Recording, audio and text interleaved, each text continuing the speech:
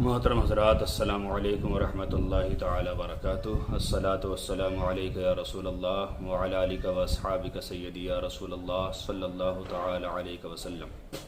محترم حضرات، نصف شعبان کی نمازوں میں سے ایک نفل نماز یہ بھی ہے جسے ہمارے اسلاف ادا کرتے تھے، جس کا نام صلاۃ الخیر ہے۔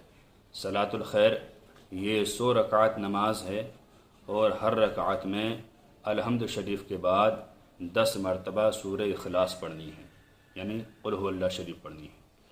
100 رکعت یہ نماز ہے۔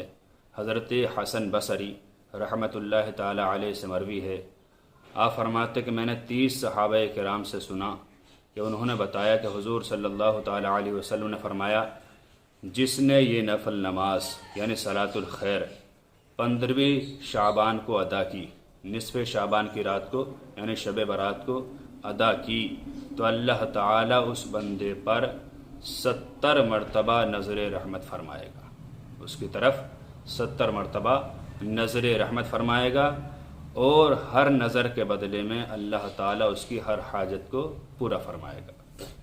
اور ان سب حاجتوں میں سے ادنا حاجت یہ ہے کہ اللہ تعالیٰ اس کی مغفرت فرمائے گا۔ سبحان اللہ، 70 مرتبہ اللہ تعالیٰ نظر رحمت فرمائے گا اور 70 حاجتیں اس کی پوری فرمائے گا۔ کرم بالائے کرم کے سب سے چھوٹی حاجت جو ہوگی وہ یہ ہوگی کہ اللہ تعالیٰ اس کی مغفرت فرما دے گا۔ یہ حدیث پاک بہت ساری کتب میں درج ہے، مدارج النبوت میں ہے، فتاوی رضویہ میں بھی ہے، فتاوی رضویہ تفسیر بغوی میں ہے، اور تفسیر روح البیان میں بھی ہے، اور دیگر کتب میں بھی یہ موجود ہے۔